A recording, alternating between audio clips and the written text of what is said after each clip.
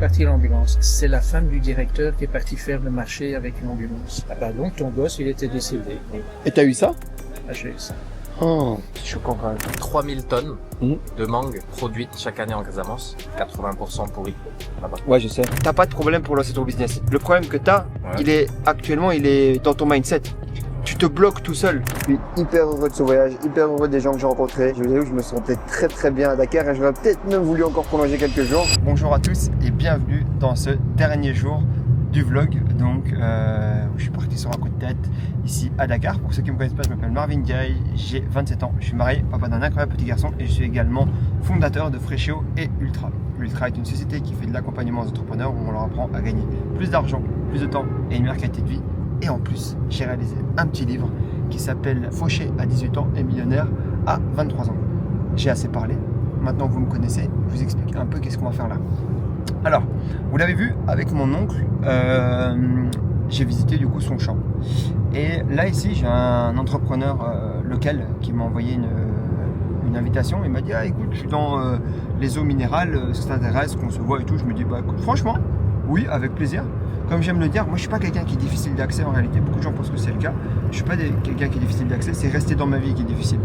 Mais plein de gens peuvent avoir accès à moi assez facilement parce que je me prends pas la tête.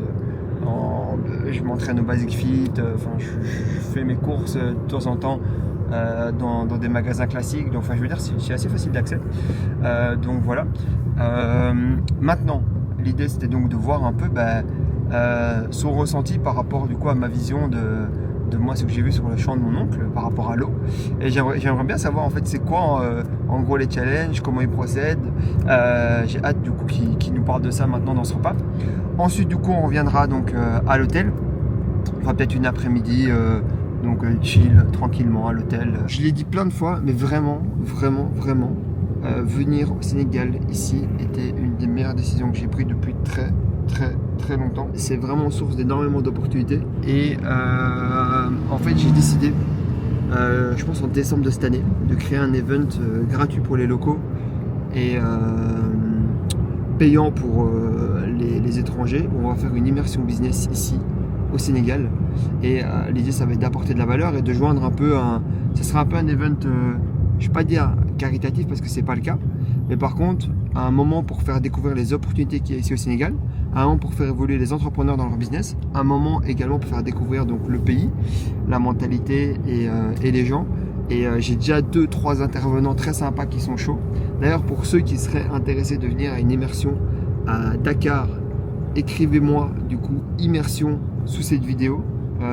D'ailleurs je pense que je mettrai un Typeform ou quelque chose donc, pour pouvoir donc, prendre contact avec vous et à mon avis on fera ça fin de cette année tranquillement parce que là il y a déjà beaucoup de choses qui sont en cours et il ne faut pas trop s'éparpiller malgré le fait que j'adore ça. Donc là ici on va aller rencontrer notre ami local et voir un peu ce que ça donne. Et toi tu as commencé quand à être taximan Paul Ndiaye?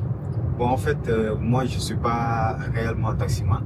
Tu fais quoi alors? Parce que moi j'ai fait des études en informatique. Ok. Maintenant c'est réseau.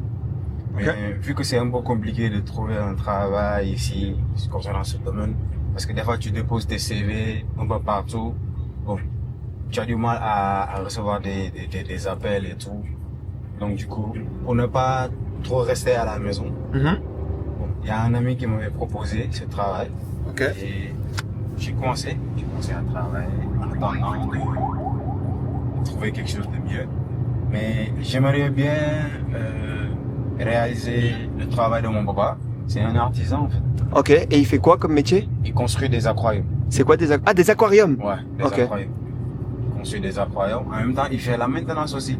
Ok. Il fut un moment, bon, je travaille avec lui, je l'aidais de temps en temps. Paul, Oui. je vais t'expliquer un truc. Ouais. Tu vois dans ta vie, tu as envie de faire des grandes choses, des grosses choses. Ouais. Commence par savoir faire des toutes petites choses. Effectivement. Parce que si tu veux faire des grandes choses, il faut absolument avoir la capacité de faire des très petites choses. Ouais. T'as pas de problème pour lancer ton business. Le problème que t'as, il est dans ton mindset. Tu te bloques tout seul. Ton père, il a pu commencer de manière informelle, sans beaucoup d'argent, non? Ouais. Donc toi, si tu veux commencer, c'est pareil. Tu commences du coup toi de manière formelle, avec les mêmes peu de moyens, et tu fais avec ce que tu as. S'il faut stocker à la maison, tu stockes à la maison. Ce blocage, c'est moi, parce que Paul, tu t'appelles Ndiaye. Ouais, Avec un nom comme ça, ouais, tu peux conquérir le monde. effectivement. Donc Paul, Ouais, quand tu vas lancer tes aquariums?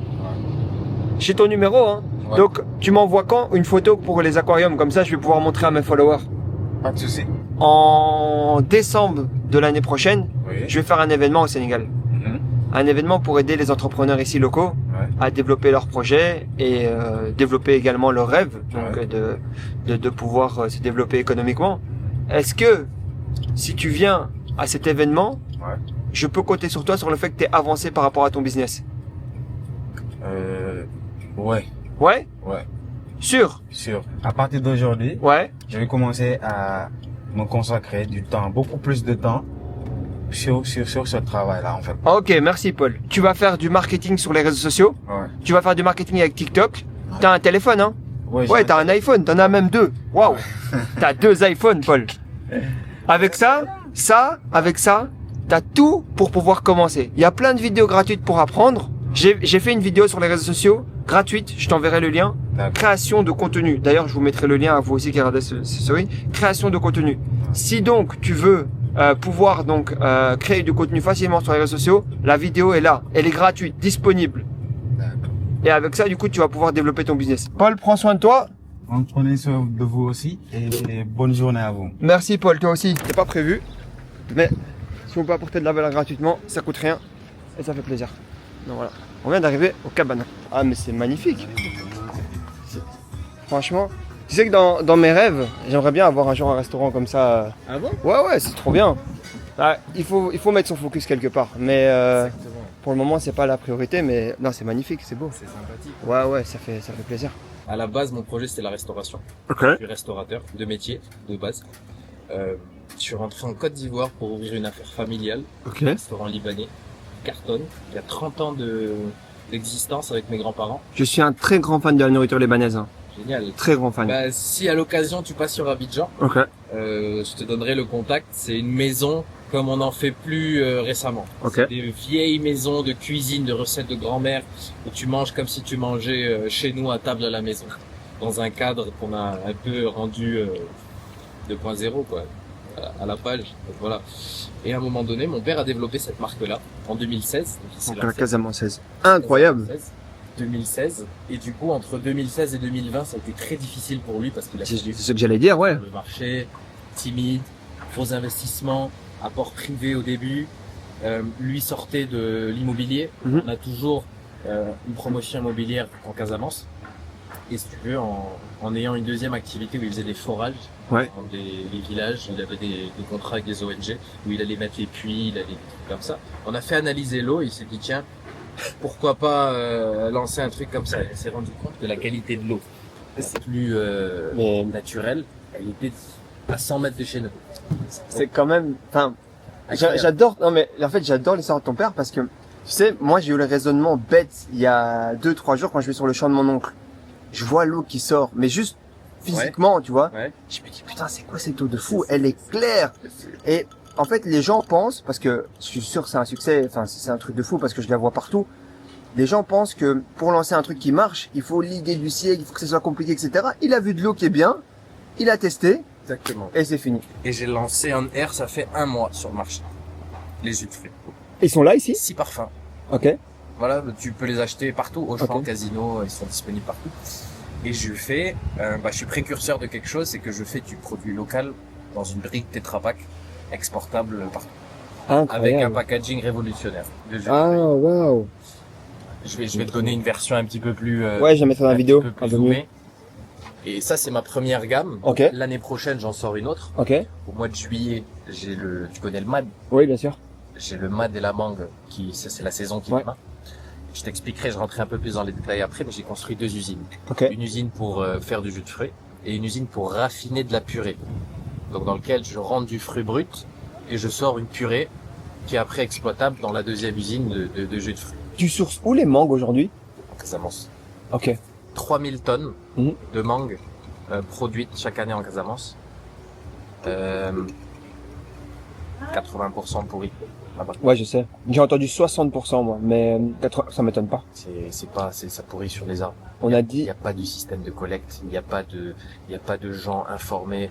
Alors moi, je suis en train de créer, si tu veux, dans la zone, un système de collectivité locale. Donc je suis en train de monter un projet d'accompagnement sur ces gens-là. Je vais leur donner des moyens, de la formation, pour leur donner la possibilité d'organiser leur collecte, signer des contrats avec des volumes, des prix cibles d'achat qui m'intéressent sur la mangue, et de verrouiller tout ça en mettant des gens sur place de mon entreprise qui va assister aux récoltes, organiser les récoltes, les organiser eux-mêmes, que eux trouvent leur compte et que nous aussi. tu crois que tu peux avoir des relations vraiment sincères et efficaces ici au Sénégal? Ok. Oui, mais de nouveau, ça va être quoi? Ça va peut-être être quelques pourcents des relations que tu vas avoir. J'ai l'impression qu'il y a besoin d'un gros rapport de force. Et que ça marche beaucoup par la domination et la peur. Par l'intérêt. Ouais, l'intérêt c'est pas grave parce que ça marche partout comme ça. Mais j'ai l'impression qu'il y a besoin d'un rapport de force en plus ici. Non, mais t'as la notion de crédibilité. Ça, c'est quand même quelque chose qui est important. Donc, qui es-tu? Et ce qui est très compliqué, c'est que tu as toujours affaire à des sourires, en fait. Ouais. Ben oui. Alors, c'est le côté super sympa quand tu connais pas. Tu viens ici, tu connais rien au pays, tu viens dans des endroits pareils, mais tu te dis, mais c'est le paradis sur terre. Je te jure que c'est vrai en plus. Ben oui, mais c'est splendide. Bon, moi, comme je disais tout à l'heure, j'ai travaillé dans des hôpitaux. J'étais, Ici aussi? oui, j'étais, donc, par exemple, à Saint-Louis. Ouais. J'avais fait un stage à un moment donné, j'étais toujours étudiant, et donc, j'ai géré en tant qu'étudiant tout le département de pédiatrie pendant 2 mois, tu vois. Oui, mais quand tu avais une urgence, tu disais je vais pas savoir la gérer. T'es seul, hein. Enfin, t'as des infirmières qui sont là, qui ont quand même un peu d'expérience, et d'autres médecins, des coopérants, t'allais chercher un peu d'informations et tout. Mais à un moment donné, tu dois faire, tu dois évacuer un enfant sur Dakar. Il meurt sinon. Voilà. Donc, tu vois les parents, tu leur dis est-ce que vous avez un véhicule pour partir sur Dakar? Et non, est-ce que vous avez de quoi payer le train? À l'époque, il y avait encore le train Saint-Louis-Dakar. Alors, s'il l'avait, ok. Tu faisais un papier, tu disais allez dans tel hôpital et vous allez de ma part ici et ça. S'il n'y avait pas, ben tu avais l'ambulance en fait de l'hôpital qui était là. Tu dis où est l'ambulance? Pour trouver l'ambulance, il fallait 3 jours. Trouver l'ambulance. Où est partie l'ambulance? C'est la femme du directeur qui est partie faire le marché avec une ambulance. Alors qu'il y a un blessé, quoi. On trouve l'ambulance. Et ok, ben, on y va maintenant. Ah ben non, écoutez, on a encore, chaque fois qu'on fait la route, les routes sont dégradées, on va crever les pneus et puis chaque fois qu'il faut les réparer sur la route, c'est toujours moi le chauffeur qui doit payer, j'en ai marre. Donc je veux avoir un pneu d'avance et avoir ne fût-ce qu'un peu d'argent pour payer la prochaine crevaison.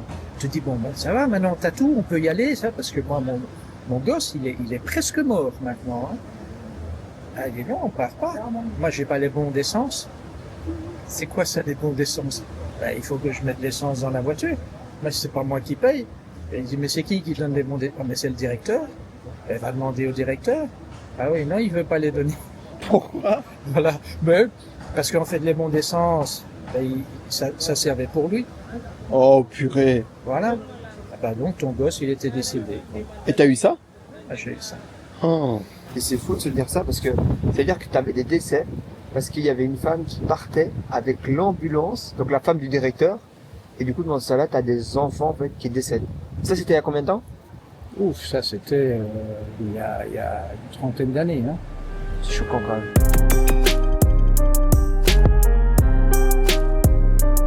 Bon voilà les amis, petite partie à l'iPhone ici. On se rend donc dans l'avion. On va faire le petit débrief donc de ce voyage. J'ai pas eu le temps de le faire dans le lounge. Pourtant, je suis arrivé 2 heures à l'avance. Mais j'ai juste enchaîné les calls et j'avais des points importants à voir avec les équipes. Et comme ça, demain matin, quand j'arrive, j'aurai bien dormi et je serai opérationnel pour recommencer à bosser tranquillement. Donc voilà. Les amis, on arrive déjà tout doucement à la fin de ce vlog et je vais vous faire un petit résumé du coup de ce voyage au Sénégal qui a été pour moi vraiment une décision spontanée mais une décision incroyable et comme quoi il faut toujours écouter son instinct. Je suis hyper heureux de ce voyage, hyper heureux des gens que j'ai rencontrés, hyper heureux de comment je ressors de ce voyage-là. Je me sentais très très bien à Dakar et j'aurais peut-être même voulu encore prolonger quelques jours, mais il ne faut pas abuser des bonnes choses et je pense que c'est ça aussi la clé du succès, de ne jamais penser que quoi que ce soit être acquis, de toujours rester du coup focus et dans le développement et sur ses aguets. L'idée du coup de ce voyage, de ce que j'en retiens, c'est énormément de bonnes rencontres. Sénégal est en plein développement, il y a plein de gens qui travaillent sur le projet et c'est vraiment très agréable à voir. Les derniers meetings ici que j'ai fait étaient très enrichissants. Je vais faire un event à mon avis en décembre de cette année 2025. J'ai hâte, du coup voilà. D'ailleurs, pour ceux qui veulent participer, n'hésitez pas à me dire. J'en ai déjà parlé, mais je pense que ça va vraiment être chouette. Et en fait, cette série de vlogs, c'est très challengeant quand même de poster un vlog tous les jours. Faut pas se voiler la face, ça prend du temps. Ça m'a rappelé quelque chose et je me suis dit, est-ce que je partirais pas sur un délire de 30 jours? Dites-moi en commentaire si maintenant que j'ai fait ça au Sénégal, vous seriez chaud que je fasse la même chose en Belgique. Et je me dis pendant un mois, on part à fond. Et j'essaye de vous partager en tout cas ce que je peux vous partager de mon quotidien pour donc qu'on puisse avancer ensemble. En tout cas, j'espère que ça vous a plu. Ça m'a pris du temps, ça m'a pris de l'énergie, mais j'ai pris surtout beaucoup de plaisir. C'était une expérience qui était juste unique, incroyable, que j'ai vraiment partagé à 100% avec vous. Et j'espère que vous en sortez enrichi, comme moi j'en suis sorti enrichi. Et n'hésitez pas, donc si vous avez des questions par rapport à mon business, ou si des choses sur lesquelles je peux vous aider à gagner plus de temps, plus d'argent, à avoir une meilleure qualité de vie, je suis votre gars. Merci beaucoup les amis d'avoir suivi ce vlog. N'hésitez pas à mettre un like, un commentaire ou à le partager à un pote à qui vous pensez ou à une pote à qui vous pensez que ça peut faire plaisir. C'était Marvin. On se dit à très vite. Peace.